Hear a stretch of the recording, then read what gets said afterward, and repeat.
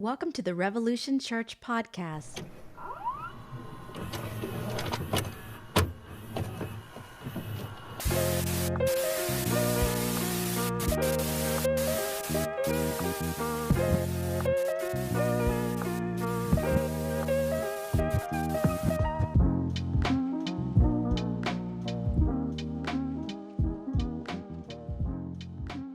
Hello, Crazy Cat Lady 62612. Hi, Chris. Cool. Chris, I thought maybe you weren't joining us today. I'm glad you're here. Okay, so I sound okay. It looks good. Hi, Ray.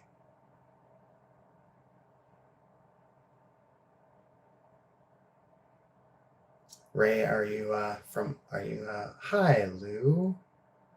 Ray, are you here from Ireland today? Hello, Lorena. Okay. All right. Good morning. Good morning, everyone. Welcome to Revolution Broadcasting. I'm Zoe. It is Saturday, September 17. Ray is here from a small country village called Worthington near Looney in Ireland. Welcome. So glad you all are here. So Jay is not here today because he is in Los Angeles. Our good friend Steve Pieters passed away about 8 weeks ago now, and this last weekend was his memorial. I may speak about him in just a moment, but before I begin and tell you what we're going to talk about today, I want to start with a land acknowledgement. I acknowledge that the land from which I am broadcasting, where I learn, work, and live, is Treaty 6 territory. This place is a traditional homeland for the First Nations and Métis peoples, and everyone in my region is part of this treaty land. The traditional name of this place is Amiskwachi Waskagan, which we call the city of Edmonton in Alberta in Canada. Thanks all for being here. So usually here on Sunday, Jay gives a talk, and he's in LA, like I mentioned. For those of you who don't know Steve, I wanted to say a few words about him before we begin. Thinking of him this weekend because it was his memorial. So Steve was a very special person. He most known to this community because of an interview that he did with Jay's mom, Tammy, in 1985, I believe, on Tammy's house party.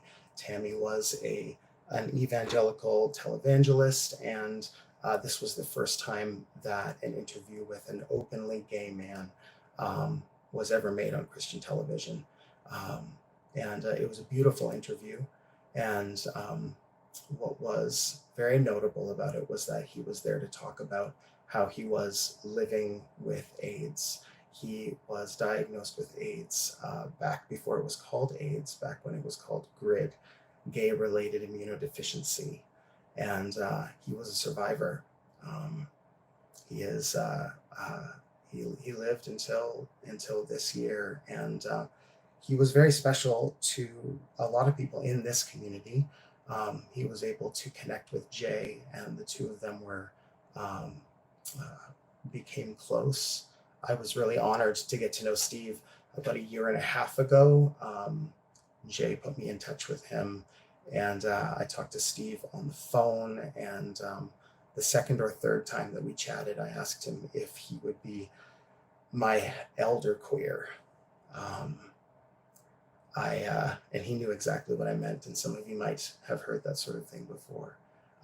We lost a lot of folks from a generation of queer history to AIDS, and so to have someone in my life who not only was gay but of that generation, and and also had some understanding of my experience with the church was really very meaningful. And I was very honored that he said that he would be that for me. And so every week to 3 weeks or so, we talked for about a year.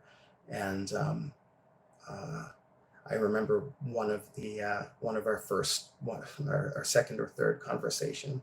He very well-meaning said, Zoe, I want you to know that I believe that God made you on purpose, and God made you a gay man on purpose. And like I said, he was well-meaning, because then I had a conversation with him after I shed a couple of tears because it was very meaningful to hear Steve say such a thing. Um, I chatted with him about how I'm non-binary and I'm not gay, and so we talked about me being pansexual and talked about non-binary identity, and he was always willing to listen. He didn't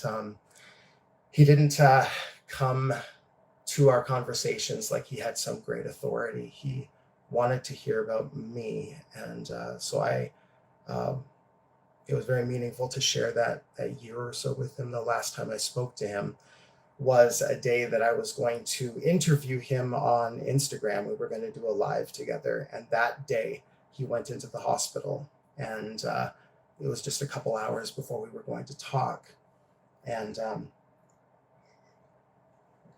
I gave him a call, and he said, Zoe, I'm so sorry, I'm going into the hospital. And knowing that he at that time was battling stage 4 cancer, um, and it was during the time of COVID, and things are hard when you're that age and you've lived the life that he has. I thought it's possible this is the last time I'll get to speak to him, and so in the 3 minutes that I had, I made sure that I told him that I loved him and that I appreciated him, and did my best to say everything that I would if it was the last chance to talk to him. Um, and I'm very glad it did, because it was. And anyway, I miss him, and I know Jay does too, and I know that he's left a hole in this community. Even though he wasn't always in the chat, he was here almost every Sunday on the live, and he would chat with Jay almost every Sunday after his talk. And so Jay has been missing that, and I will miss that today.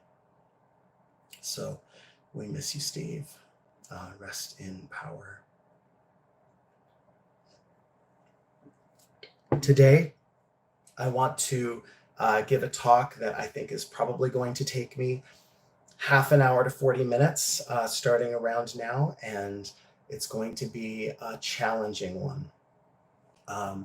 I've been considering a lot the things that Jay has been talking about, the directions that he wants to go, especially how you've probably noticed if you've been here a lot that he's been talking about biblical scholarship a lot. He's kind of name dropping that he's interested in biblical scholarship. He's talking about scholarly books on the book of Romans that he wants to go through to take us through the book of Romans. And then every once in a while he drops a bomb like, maybe Revelation shouldn't be in the canon, or I don't believe that 1st and 2nd Timothy and Titus are actually written by Paul, and so on and so forth. And these bombs kind of drop, and I see him do it with some trepidation, and I recognize the reason why that is. And I've been chatting with him and considering what it means to sort of move forward with biblical scholarship outside of the sort of conservative mainstream, which is more apologetic, which is saying that we come to conclusions about the Bible, such as everything in the Bible agrees with everything else in the Bible, and then we look for evidence that supports that idea. So someone might say, the Bible is 66 books in the Protestant Bible, and every word from the beginning to the end, no matter who wrote each book, no matter where they came from, they all agree. And you may have heard that yourself. You may believe that yourself, and then to support that, instead of following the evidence to such a conclusion, you go to the archaeology or the history or the original texts, and you come up with the slightest possible reason why it could be possible that these things don't contradict, or a reason why Jesus riding one donkey into Jerusalem in one of the Gospels, and Jesus riding two donkeys somehow. Not sure how he did that. Maybe one foot on each donkey. In another gospel, the way that we can harmonize those two things, and we write a story for how both of those things can be true at the same time. But biblical scholarship takes a different view. Biblical scholarship says, what does the evidence say about this book that we're looking at? And then following that evidence to its conclusion. Now, the reason that I say this is challenging is the reasons that for some of you that are listening right now might already be challenged. You might already be thinking, well, this is a scary thought. Where is Zoe going to take us here? And I'm going to tell you right now, I'm not going to take you a lot of places with this, because instead of going through and being like, oh my gosh, one donkey or two, we're going to talk about what it means to look at biblical scholarship and what it means to think differently about the Bible, what it means to consider yourself a Christian, a person in the Jesus story, and still, be willing to look at the Bible or the dogmas of Christianity with a critical eye. Hi, Selena, I see you. Solidarity right now. I got your message the other day, and I'm thinking about you, and I'm really glad that you're here. I'm standing right now, by the way, because I've had a back injury. So I know that usually we have a little bit more of a casual situation with Jay sitting with a beautiful backdrop. I don't have a beautiful backdrop. I've got white. And that's because I'm at a friend's house who recently moved. So nothing is in place. And if I get uncomfortable standing, I will sit down. If I get uncomfortable sitting, I'll stand back up. Thanks for your grace while I do that. Pain is pretty powerful. When we get into the chat after I'm done talking, I might share a little bit about things I've learned about myself as I struggle with chronic pain. That's a different story. I could have preached a sermon on that. So I want to ask your consent before I start, because there's going to be three parts to this message, to this talk, excuse me. I used to be a pastor and used words like message back in the day. I try not to do that, but old habits die hard. So in this talk, I'm going to talk about three things. The first is, I just want to talk a little bit about that biblical scholarship and the challenge that it is when it challenges our dogmas, as we come up with, as we're exposed to new data about the Bible or about the history of Christianity. I just want to talk about what that means, and invite you to open up the possibility that this doesn't have to wreck your story of faith or your story of wrestling with the ideas and the stories and the many things that we've learned in the Bible or in our Christian traditions. The second part is I'm going to tell a story, and the story is going to be about the two towers. So that'll be the middle part, which is epic. Any three-parter with two towers in the middle is obviously going to be good. And then the third part is I'm going to tell a story that's called Adam and Eve and Steve, featuring DangerNoodle. So each of these parts is going to be a little more challenging than the one before.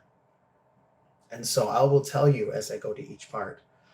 And this is all going to be recorded. It's going to be released in a podcast later. You can stop at each one and let yourself feel those feelings. If you're upset by things that I've said, think about it. Interrogate those feelings. Let yourself feel them, and consider the things that I've said. If you don't believe the things I've said, that's okay. I'm not telling you anything that is the truth. Okay, I'm going to share some stories and some ideas, and I invite you to consider them. And I invite you to consider how it feels to consider them. And so if you're here, then we'll take that as consent. And I will warn you as we ratchet up the tension. So part one, biblical scholarship. So some of you may have heard of a New Testament scholar named Bart Ehrman. He has a podcast. He's written several books, and he is probably the hello, Roberta. Hello, Michael. Hello, Lorena. Bart Ehrman is probably the preeminent New Testament scholar today. And he teaches, he continues to write books. I recommend his podcast. His podcast is called, I think it's called Misquoting Jesus. You can look him up, Bart Ehrman. I think it's called Misquoting Jesus, but it's fabulous. Some of you have heard of Dan McClellan, who Jay is a fan of. Dan McClellan loves Bart Ehrman and quotes from him a lot. Anyway, I was listening to Bart Ehrman's podcast, and he talked about how students will come to his class and they will have been warned about him. They'll have been warned that he's there to try and turn Christians into atheists. And he used to be an evangelical himself, and now he considers himself an atheist. And he got there through biblical scholarship. And what he says is, I'm not trying to turn anyone into an atheist. He says, I'm not trying to make anyone stop believing. I'm not interested in making people stop believing. All I want to do is present the data that I came to because I was interested in the Bible. I was intensely interested in the story of Jesus. That's why I studied New Testament. And as I studied and as I considered, this is where it brought me. But I'm not interested in turning anyone into an atheist. I just want to present the data. And there are many colleagues of mine who are biblical scholars and New Testament scholars and scholars of Koine Greek and ancient Hebrew who do have faith. Jewish, Christian, Muslim, and atheist that do have faith and study these things. And he talked about how folks can be exposed to this data, and some of them, they do decide to leave their traditions behind, and others don't. He talked about students that come to the class, and some of them go through the class and they find that at the end of the class, they say, I can't believe any of this anymore. And others, they leave the class and they say, this was the best thing that I ever could have done for my faith journey. And he talked about the difference between those two students. And he said, typically speaking, when a student comes to my class who has one way of thinking about the Bible, one way of thinking about their tradition, one way of thinking about what Christianity is and what Christianity is not, black and white, fundamentalist, those are the ones that when presented with the data, their faith is shaken and they find themselves losing their faith, possibly leaving their churches. He said this happens over and over and over again in the years that he's been teaching. But then he'll have other students that will come who, when they come to the class, they have their hearts open and they are ready to say, this Jesus that I've known for much of my life is important to me and is beautiful and has something to say. And whether or not Jesus rode on 2 donkeys or 1 doesn't change that he said, love your neighbor as yourself. It doesn't change that on the cross, we have a story of the words, Father, forgive them, for they know not what they do. When they hear the story of John chapter 8, the woman caught in adultery, and she's brought before Jesus by the Pharisees, and the Pharisees say, we found this woman caught in the very act of adultery. Our law says that she should be stoned to death. What do you say? And Jesus says, let the one here who is without sin cast the first stone. And then they find out that this story is not in the original text, that this story from John chapter 8, and if you open your translation of the Bible, you'll probably find a little marking in there that literally says, it's right there in the text. This isn't found in the original manuscripts. The story is still meaningful to them. And that phrase in the mouth of Jesus, one of the ones that Jesus may be most well known for, maybe he never said it. Does this mean that we have to leave it behind? Maybe not. So I want to invite you to consider that it is possible to walk this journey without holding tightly in a closed fist to every single thing that you've ever been taught about the Bible. It is okay to walk this journey, to learn things about the Bible and about the history of the Bible that are true, that are well documented, that are that the consensus of most scholars is possibly different than what you've learned. It's possible to learn those things and continue in your faith. This idea opens up the possibility of something that Dan McClellan talks about, which is renegotiation of Scripture. When we have a black and white view of Scripture and we come to the Bible with these ideas ahead of time that, like, this is the way that it is. The thing that I believe is that every single word of the Bible agrees with every other word in the Bible. A dogma which is called univocality, as in like unit, one vocal voice. So the whole Bible speaks in one voice. The Bible doesn't say that it all speaks in one voice, but that's something that I'm going to believe and bring to the Bible. That way of thinking about the Bible is the same in every other dogmatic or fundamentalist or black and white idea that we bring to the Bible. And often we don't realize that we're doing it. And when we do that, when any of those things are shaken, for example, some folks listening right now might be firmly convinced that the world was created 6,000 years ago in 6 days. And then there's others listening right now that read Genesis chapter 1 and say, wait, maybe we can read this as myth, which, by the way, the word myth doesn't necessarily mean fiction, and it doesn't necessarily mean untrue. It means it's a story that's told that contains truth. Maybe we can come to this story and look for the truth that it's telling that's different than that particular crystallized idea.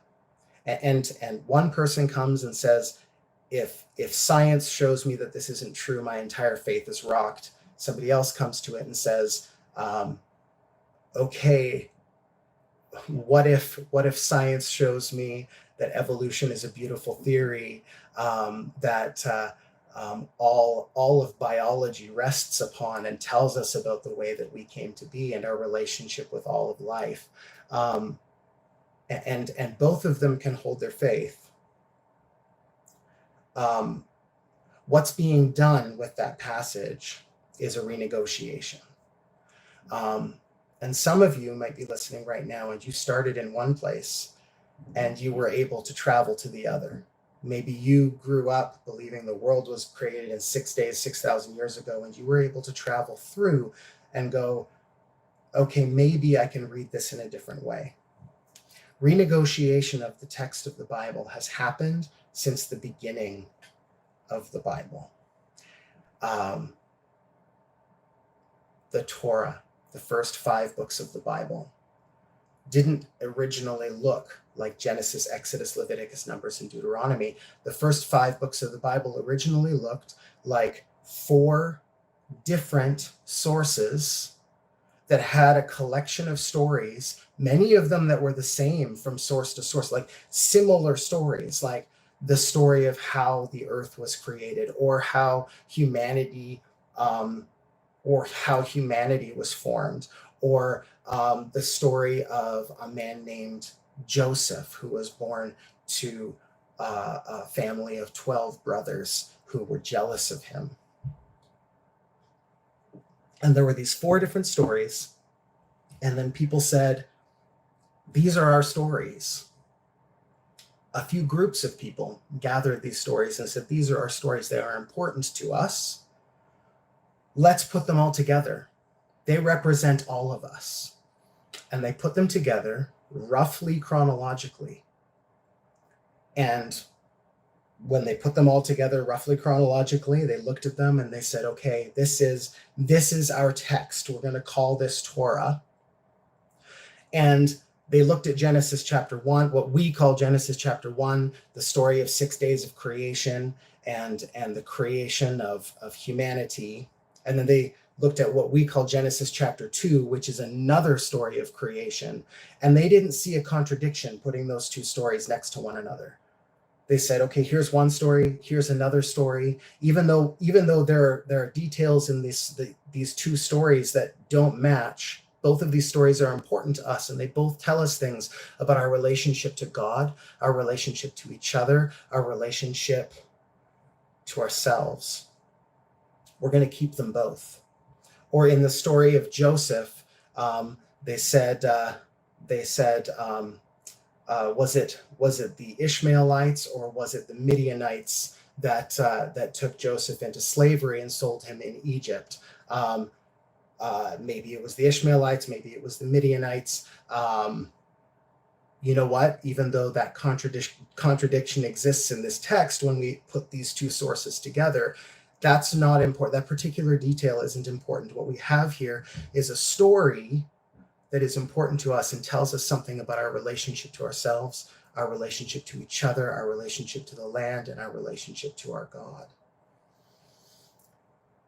And then those people took those stories, and when they found themselves in exile in Babylon, they said, what do these stories about a people in Egypt, enslaved, set free by God, what do these stories tell us about ourselves? What do these stories tell us about our situation today? And they told the story again, and they told the story again, and they told the story again. And if you're as excited about the Bible as I continue to be my entire life, I encourage you to go back to the Bible and look for these repeated stories. It's kind of like the Star Wars saga. It continues to rhyme over and over and over and over again. And of course, there are many things in the Bible that reference each other.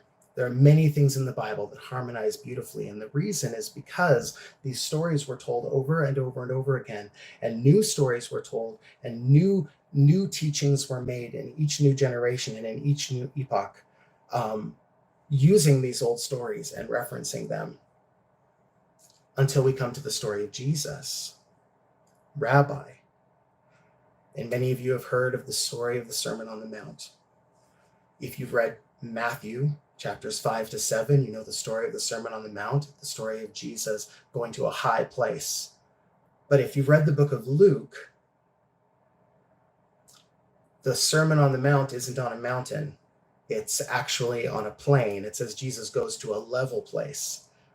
Because in the book of Matthew, it's important to see Jesus as a king.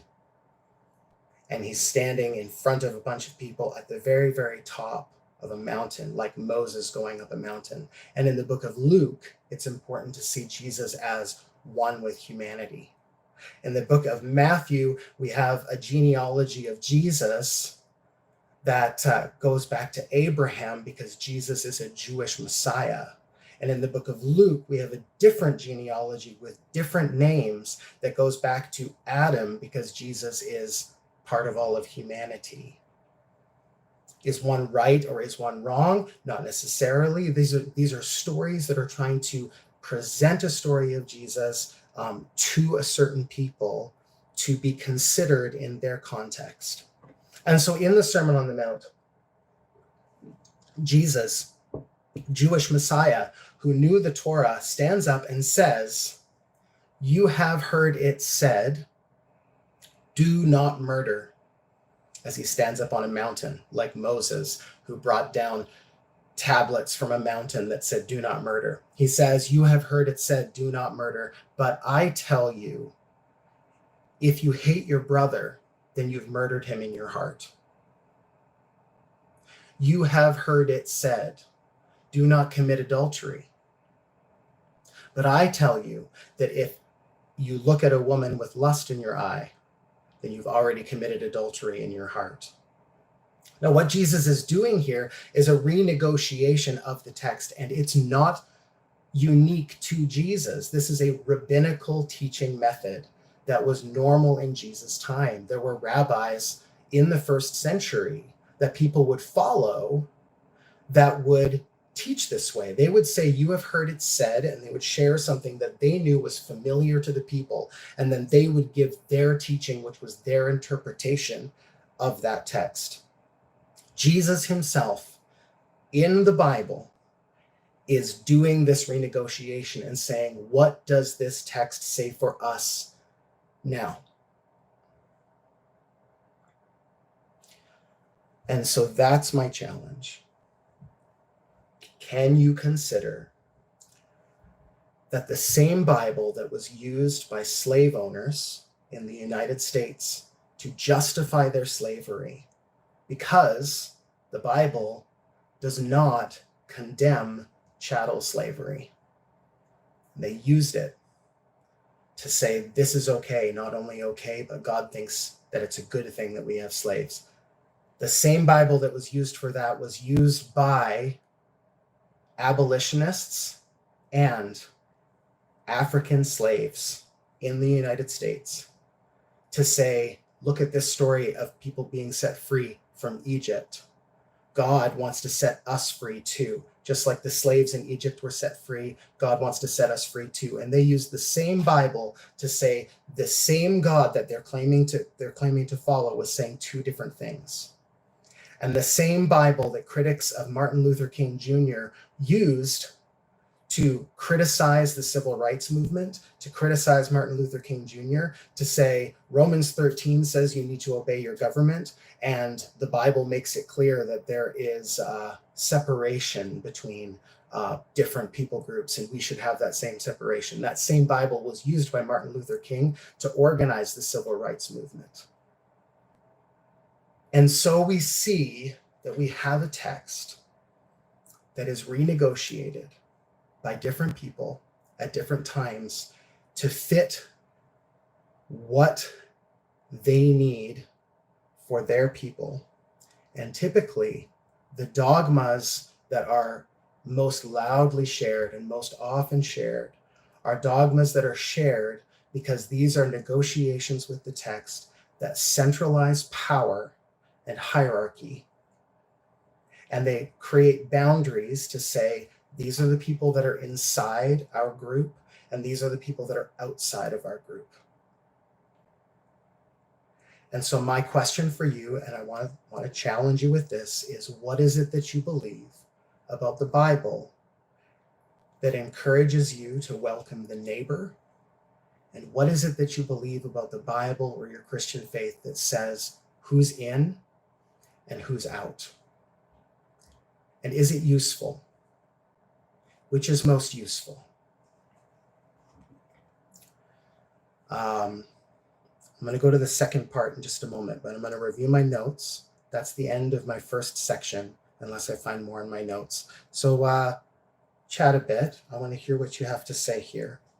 And I'll be back with you in just a moment. Now I have two stories to tell. The first one is the two towers. This is part 2. So part 2 is the two towers.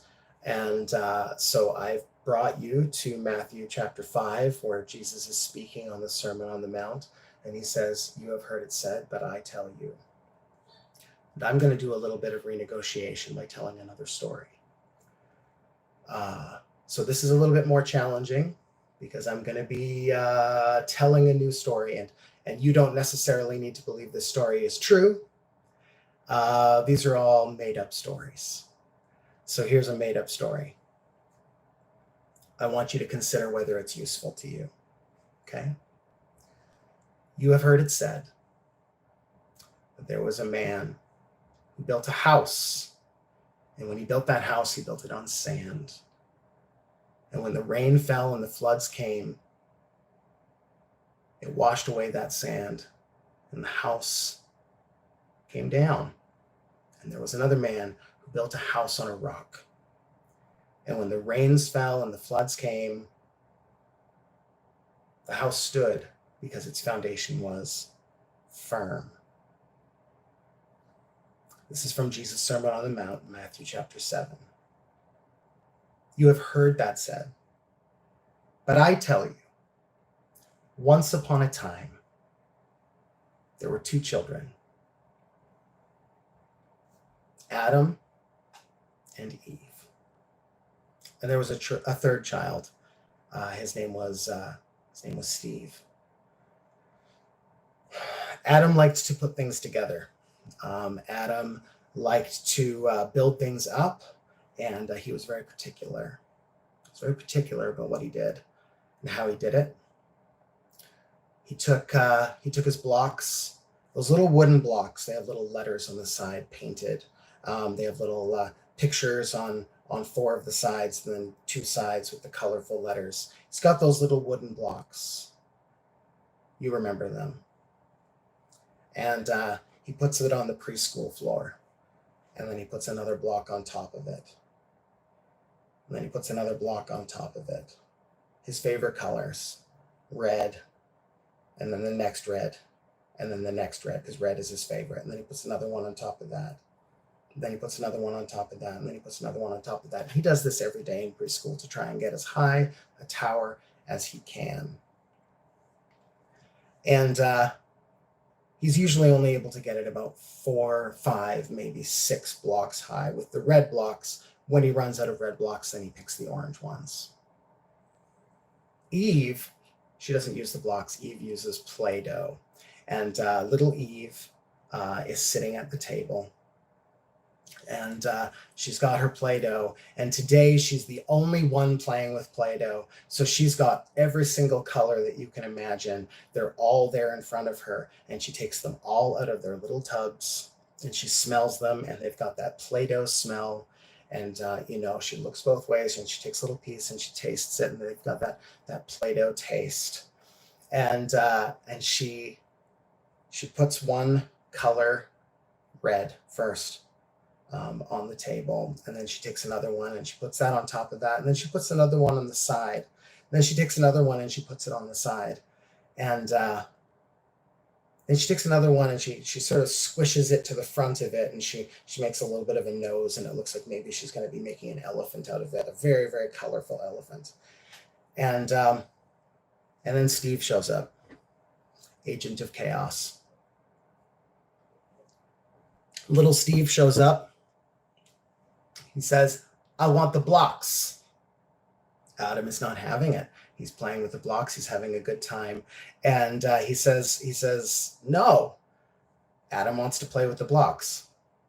And there's other blocks. And Steve says, "I want the blocks. I want a red block."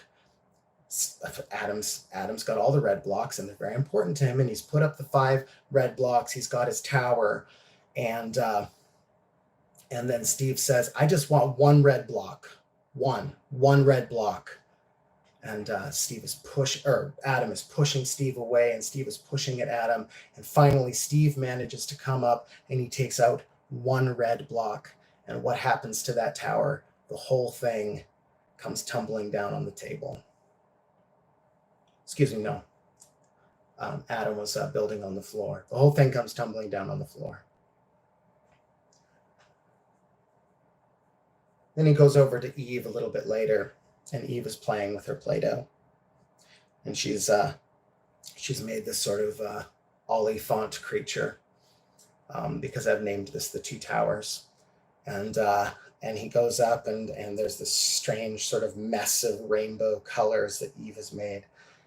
And Steve says, "I want the Play-Doh. Give me the Play-Doh." And Eve says, I'm playing with the Play-Doh right now. And Steve says, "I just want one Play-Doh. Just give me the red Play-Doh." And Eve looks very sad. She's created this creature, and she watches as Steve reaches out and puts his little toddler hands right in the middle of her creature, grabs some Play-Doh and pulls it off. And he walks away. And Eve looks at her little Play-Doh olifant. It's got a little hole in it now. And the rest of it is still there.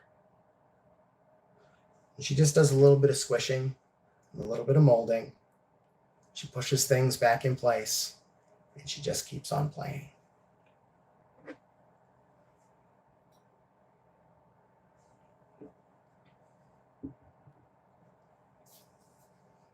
And that's the end of my second story, or the second part. It's my first story. I'm about to tell the third story. I'm going to give a moment for the chat if anyone has anything to say about my first story that I'm not necessarily going to explain. I didn't have the the comments turned on, so this whole time I've just been seeing silence. But apparently, you guys have been chatting. This whole time I thought there was no chats at all, but I just realized I didn't have them on. So yeah, I appreciate the chat. Sorry that I missed it all. Nice to see you all there. Yes, Steve is the agent of chaos. Agent of chaos. Okay. If I get a chance to, at the end of this, we'll have a little bit of chat, and I can fill in some of Steve's backstory. I know that that story was a short one, but typically parables are. So that was a parable, and Jesus didn't always explain his parables. I'm not necessarily going to explain that one, but we can come back to it.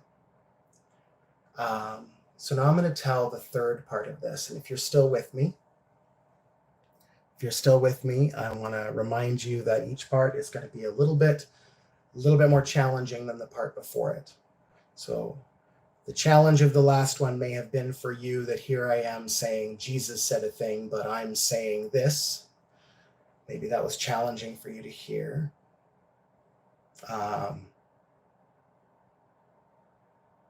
Or maybe this just a retelling of such a story makes you think differently about it. With everything that I've said so far, I think that I've set the foundation to tell the last story that I want to tell. And this story is called The Story of Adam and Eve and Steve, featuring DangerNoodle.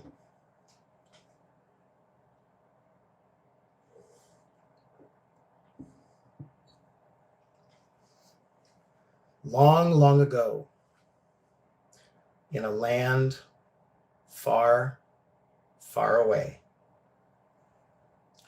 lived a snake, and the snake's name was DangerNoodle. DangerNoodle was an observer. He was very intelligent. He was the most intelligent of all of the creatures. And this intelligent creature, the snake, was watching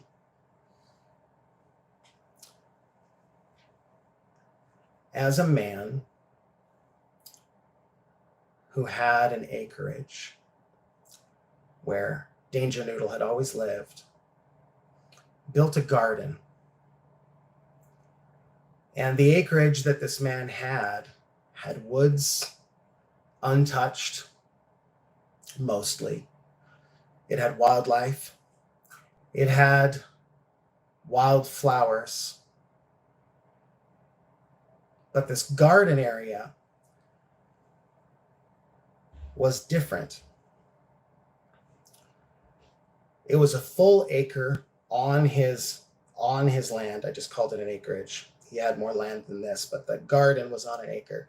And it was a full acre of land that he began to turn over. He pulled up every tree that was there. He pulled up every root, every wildflower, every weed.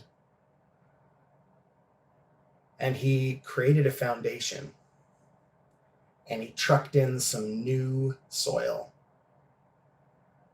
And then he built a greenhouse around the entire thing, a massive structure.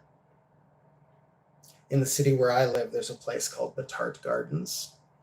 It's 4 pyramids. And I'm going to reference Matart Gardens again. It's 4 pyramids, and each of the pyramids is its own imitation climate. There's a tropical one, there's a desert one, and there's a temperate one. And then there's a 4th one called the Feature Pyramid. And I'm going to come back to that.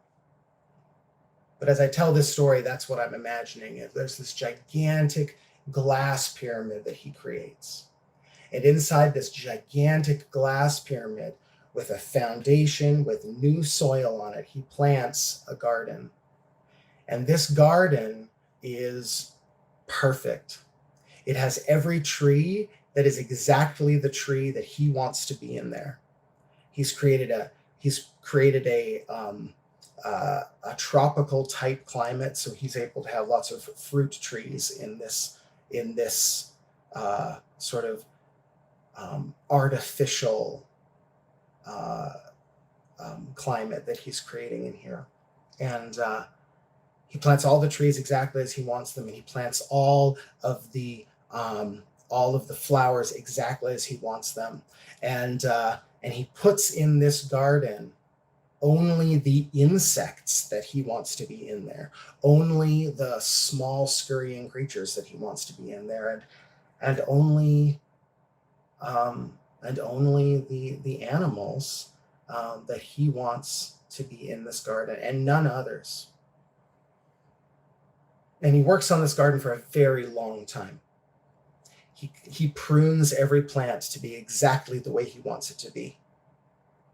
He protects it from all weather and keeps it exactly the way that it's supposed to be at all times. He controls the seasons within this little, artificial biosphere that he's created. There isn't a single weed in there because everything is perfectly balanced exactly the way that he wants it. And he goes in there and he clips the little dried pieces of leaves when he sees them, so that there isn't a tree that doesn't have a leaf not perfectly in place. And then this man,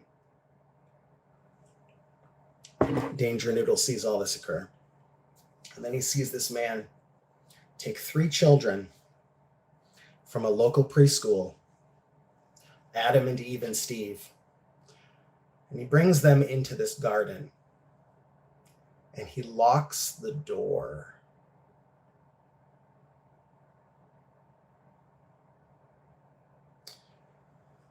And they stay in there, and they sleep in there, and they eat in there.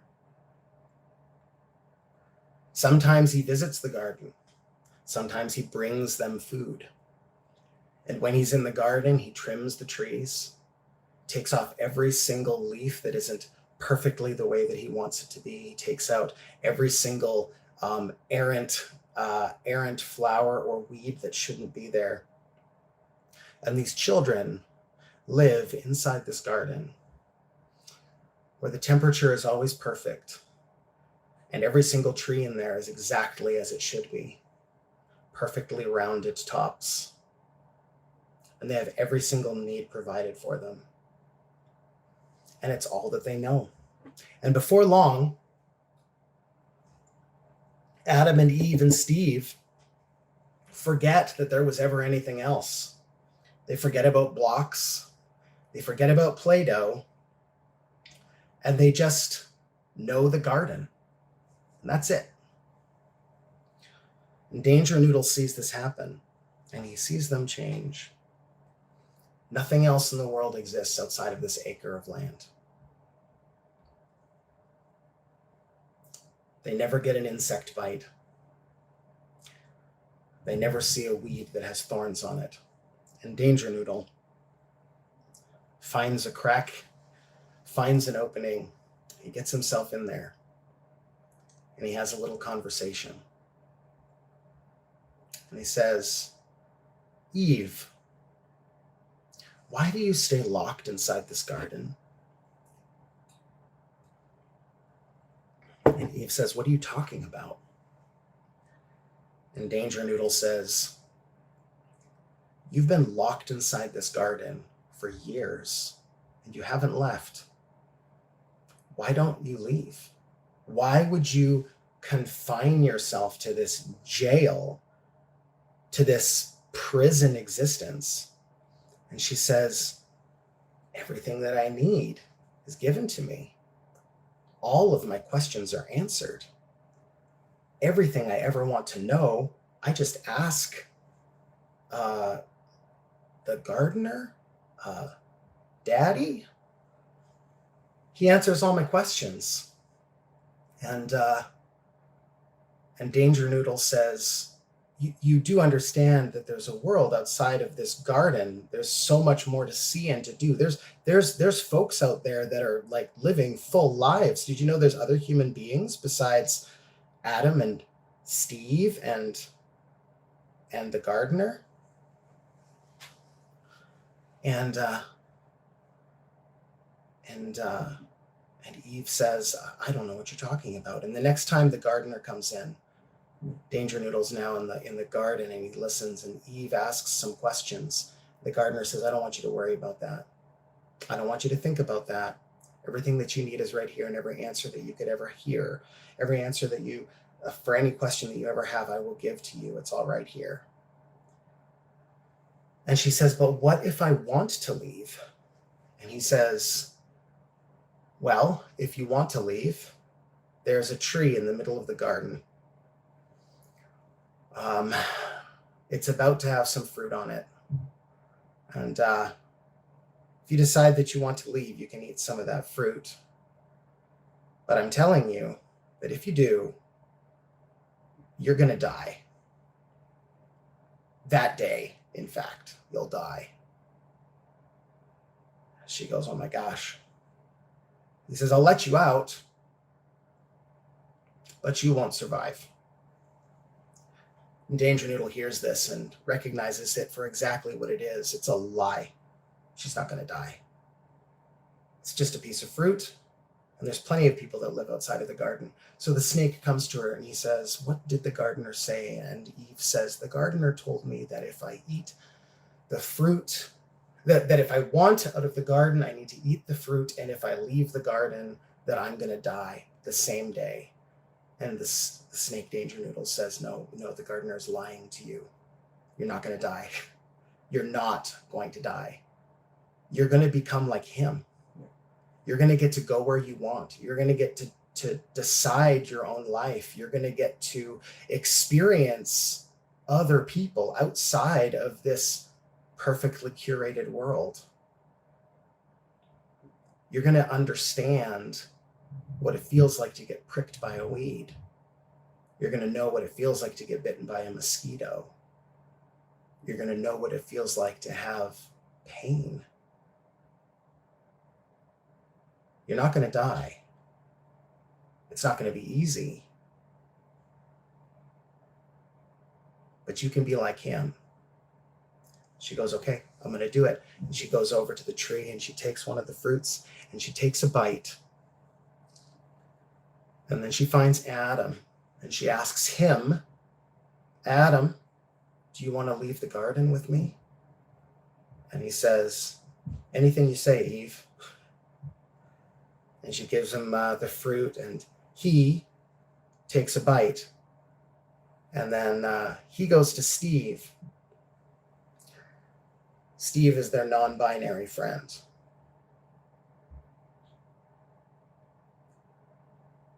He's a little older now. He's discovered new things about himself. He's starting to experiment with his pronouns. Sometimes goes by they and them.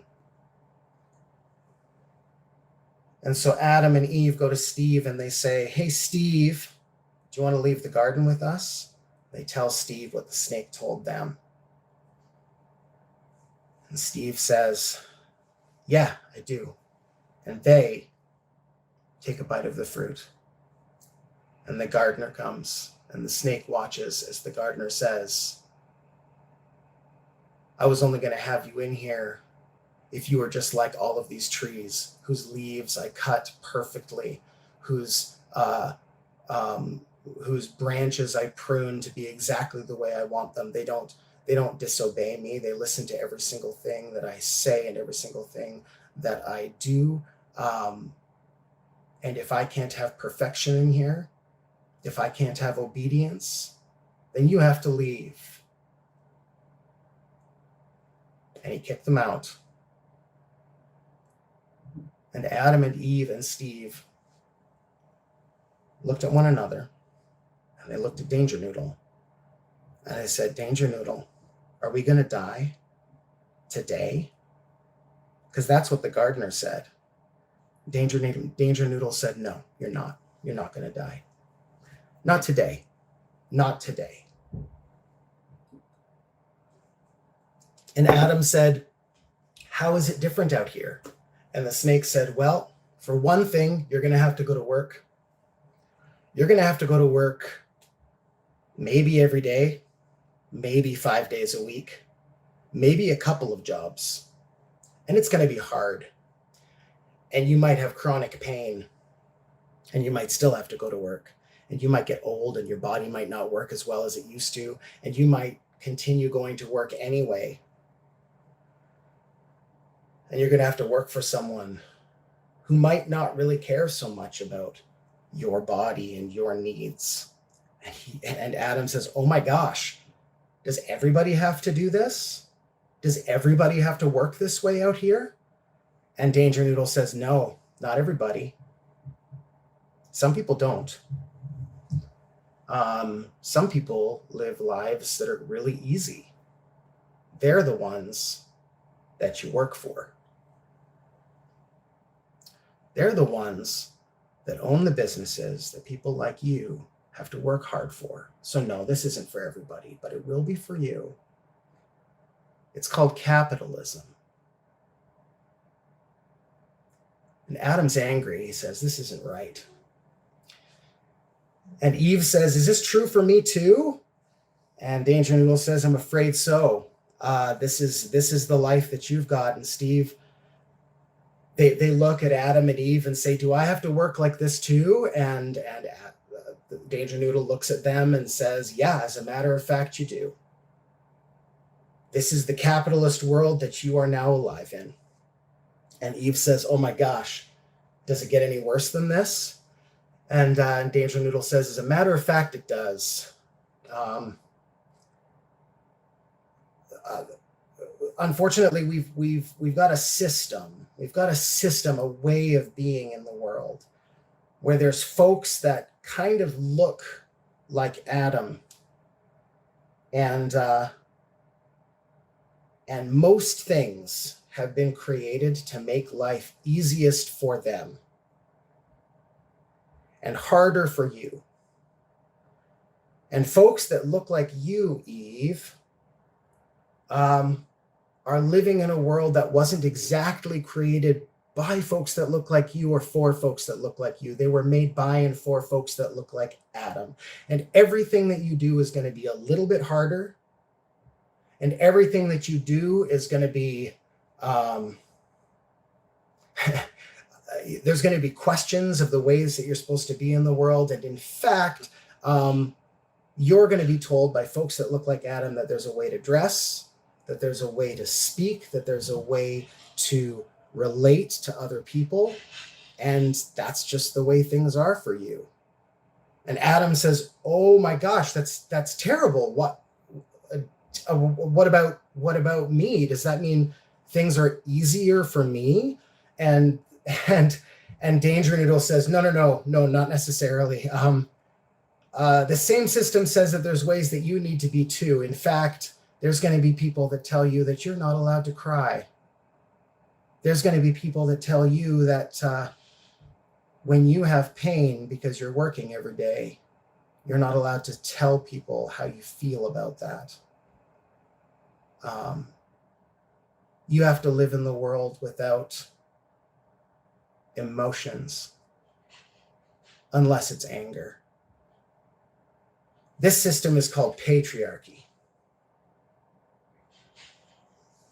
And then Steve says, oh my gosh, this sounds terrible. What does this mean for me? Can it get worse than this? And DangerNoodle says, better, worse, who's to say? But Steve, there's folks in the world today that don't believe that you even exist. And you may have to spend the rest of your life justifying that existence to folks that are angry that you even exist in the world at all. And Adam and Eve and Steve said, DangerNoodle, did you trick us? This sounds terrible. Maybe I want to go back to the garden. And DangerNoodle said, when you were in the garden, you didn't actually have anything. But what you have now is your own body and your own mind and a life that you get to live where, yes, you will die and you get to spend it resisting this capitalism, this patriarchy, this heterosexism, every injustice. You get to get your hands dirty saying no, because it doesn't have to be this way. It doesn't have to be this way. And you can spend the rest of your life seeing it change. You can seek revolution. And that's the end of my third story. Thanks for listening, everyone. Adam is him, though. I've got the chat back on. It kind of disappears and appears, so I'm going to just sort of scroll through it here. I'd love to hear how you guys are feeling. I'm not necessarily in a hurry to leave. I want to hear from Josh about what needs to be done. And whether we need to shut down soon, but I'm happy to chat with you all. Thanks, Lisa, for being here. I'm glad you were here. I hope that as you consider these stories and as you consider these challenges, that you find that they are life-giving to you.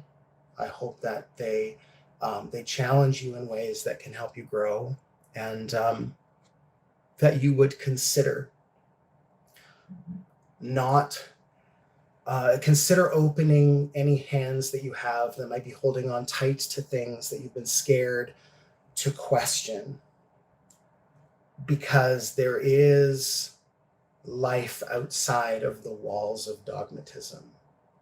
I am here right now still loving Jesus very much outside the walls of dogmatic thought. And we don't need to be afraid of things that are true about the Bible. We don't need to be afraid of our of questioning the things that we've been taught to believe. And my friends, if you end up believing something different than your neighbor or someone you go to church with or somebody that you go to work with, that's okay. The fourth pyramid at the Matard is called the Feature Pyramid, and it's my least favorite. I didn't end up referencing the Matard again, but I will go back and say that. So the Matard is the Feature Pyramid, and it's the one that people go to when they have weddings.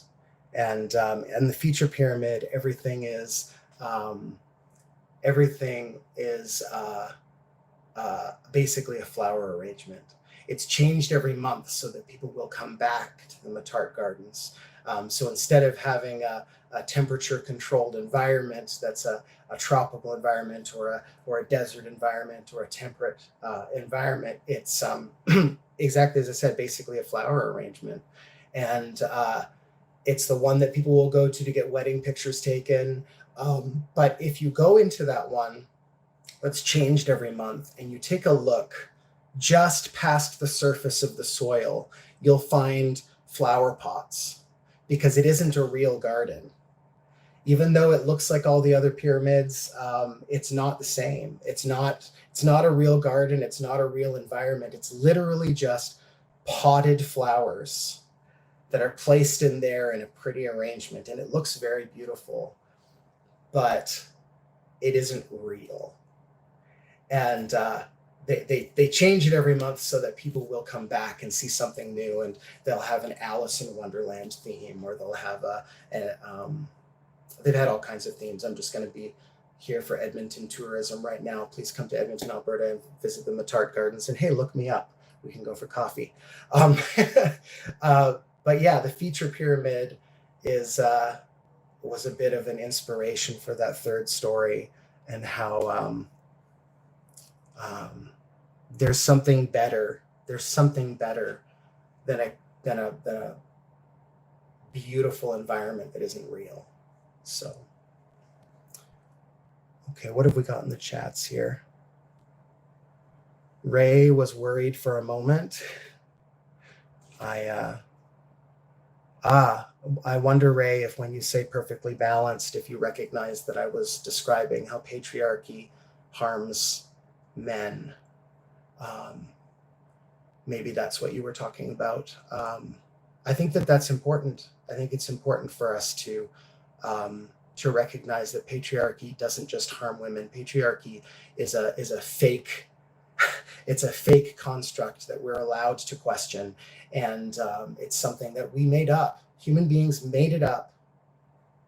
It's not real, and it doesn't just harm women, it harms men too.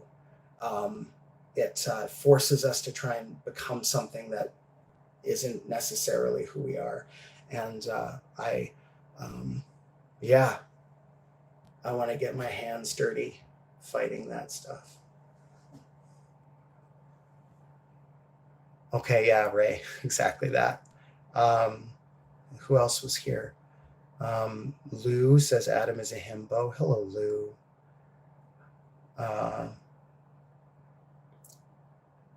Hi, Selena. Okay. Not a lot of new stuff. Lewis wants to know about the character arc of Steve.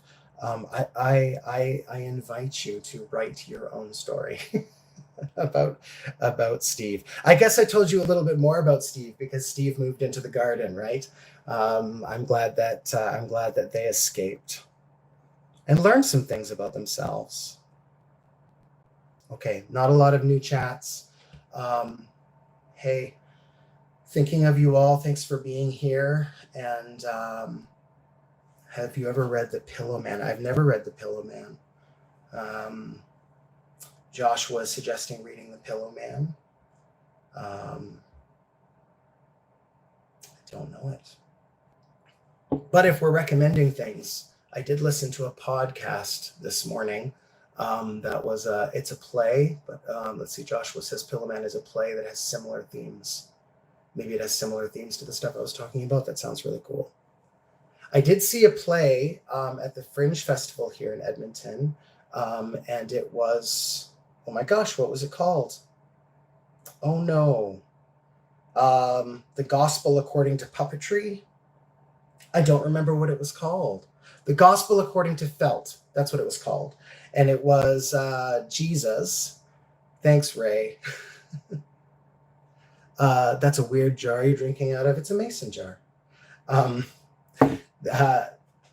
so I saw a play called The Gospel According to Felt, and the play that Josh was talking about is by Martin McDonough.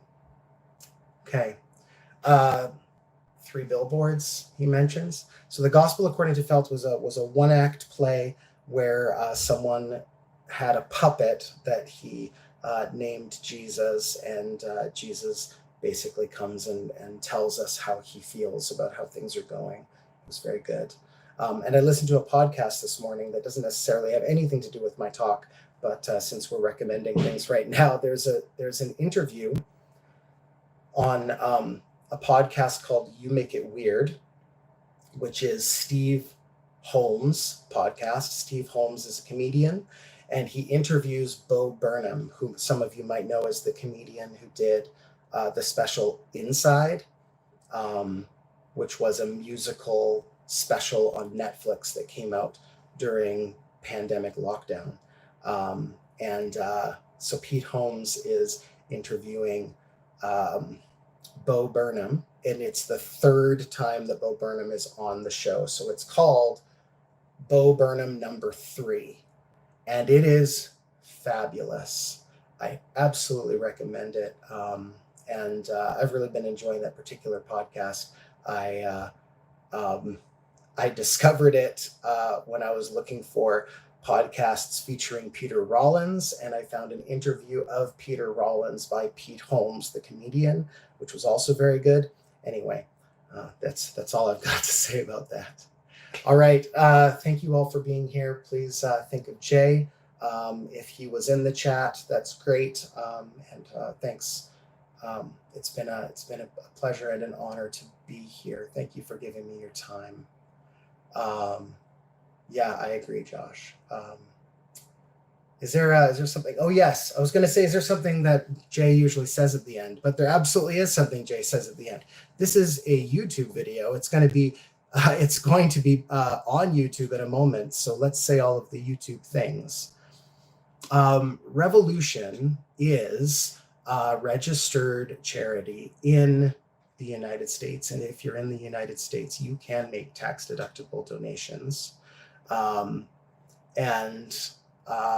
That money, it could go towards seeing some folks get paid that are currently volunteers. Also, in the past, Revolution has had an in-person congregation and is still looking at doing that again. That has been different since basically COVID times. And so it costs money to do that sort of thing. Also, all the YouTube things, if you liked this video, give it a thumbs up. It doesn't cost anything to give it a thumbs up. If you have something to say about this video and you're not in the live chat right now, and you want to share something, write something in the comments below. I will be around and looking at the comments after the video is posted. So if you have questions afterwards, I'll be in the comments there. And subscribe to Revolution Broadcasting. And if you're listening to this on Spotify or Apple Podcasts or anywhere else that you get your podcasts, give it a review. It doesn't cost anything to do that either. Thank you so much for listening. Next week, Jay Baker is going to be back, and love you all. Be kind to each other.